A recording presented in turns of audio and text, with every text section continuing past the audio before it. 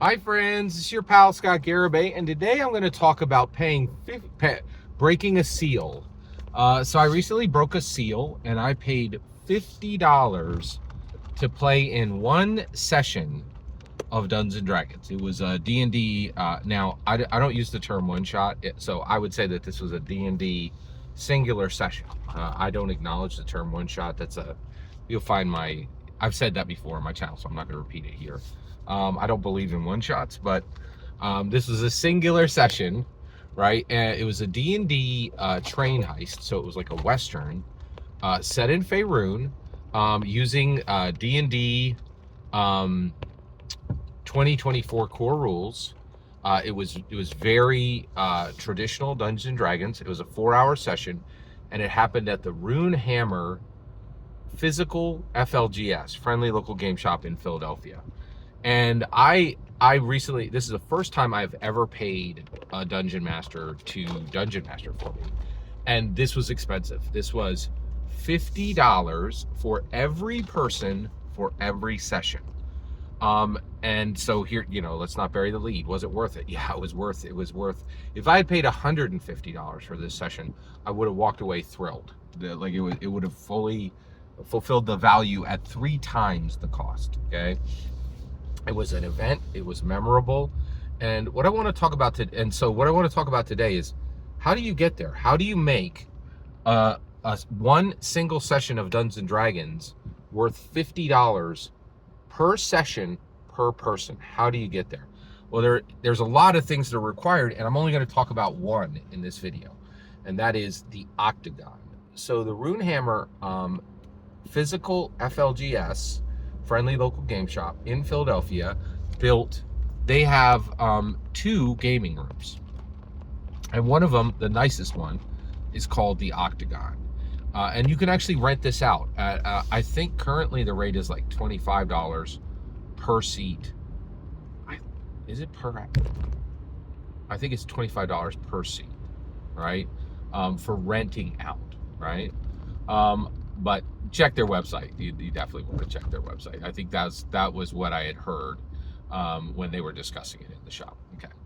All right. So what's really fascinating though is this Octagon was a huge part of why I was comfortable with what I had paid to be there.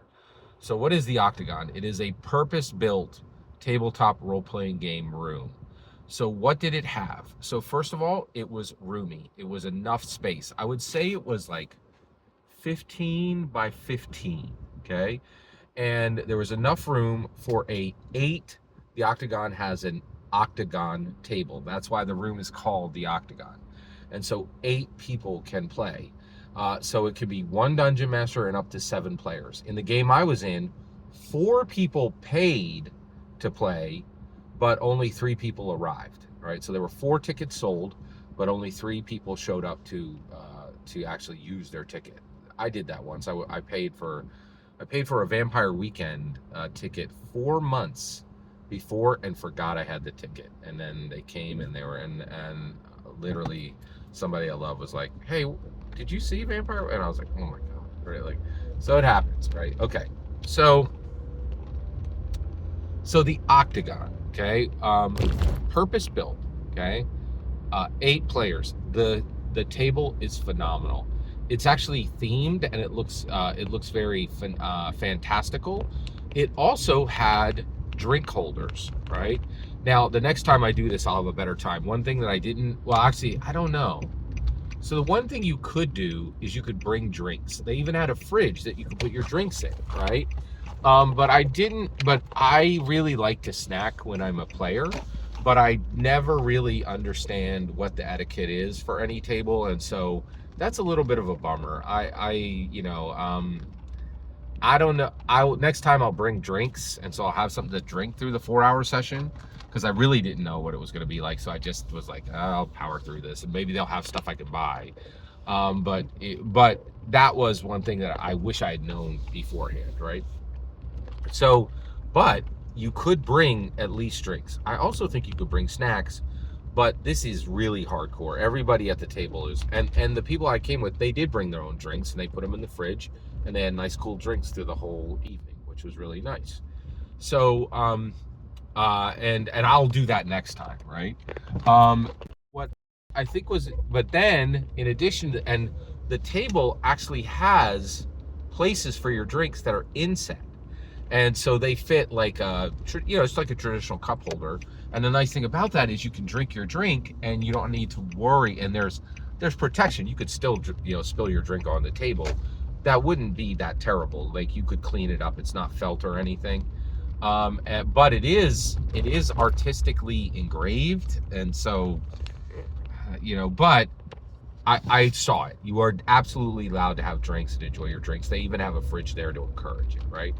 But I am an old school, like I like to eat Cheetos, like what, but I know, like with serious players, I don't think you could do that anymore. One, you're falling into a stereotype, and two, it might be messy, whatever, blah, blah, blah, right? But that was very interesting. Okay. So the table actually had drink holders. It was very large. It had more than enough room for minis, but it was also perfectly not too large, right? So everybody could reach the minis because it was circular. It was way better than my. I have a 75-year-old kitchen table, right? And it's shaped like a rectangle with the ends curved. So I guess it's a rectangular oval, whatever you want to call it. And it's just not as good. Some people can't reach their minis, and it's not as good, right? But this was extremely good. The chairs were excellent. The table was excellent. The room is sealed, right? So it actually has a secret door which has shelves and books on it, right?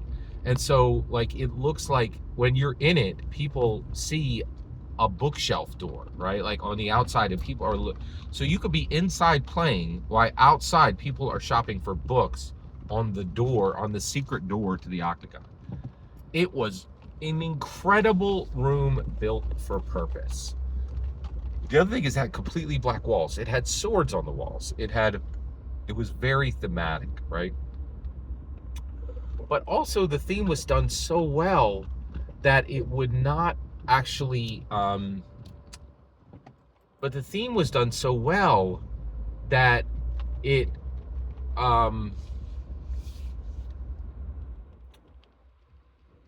it didn't, it wouldn't overpose if you're doing a it would still fit. It would still be comfortable and cool if you were running a sci-fi game, right? And we had a Western game, but it was more fantasy themed, but it was so elegant and not too overbearing that it would fit for almost any setting. It was really a stunning, perfect room. And I think one of the things that when you get there, first of all, you've invested $50. Second of all, they've invested thousands of dollars, right? In this perfectly purpose-built room. And then you are really encouraged to say, hey, I'm going to make the most of this time. And I also realize that everyone here is completely dedicated to this. Whereas with regular Dungeons & Dragons games, that is never the case, right? Since anybody can sit there for free, and traditionally we haven't charged, right? You get a lot of, oh, I'm here because my boyfriend or my girlfriend is here. Oh, I'm here because I like, you guys are running Fallout, and D&D Fallout, and I like the Fallout. There's a million reasons to be there other than to tell the best story and to get the most out of that time, right? So the Octagon was truly spectacular, and was a huge reason why paying $50 for one session for one person was worth it. Every single word you just heard in this video is my humble opinion. Nothing more, nothing less. The important part is when I get to hear your humble opinion, when you get in the comments and send your traffic. Please consider subscribing, and have a fetch millennium.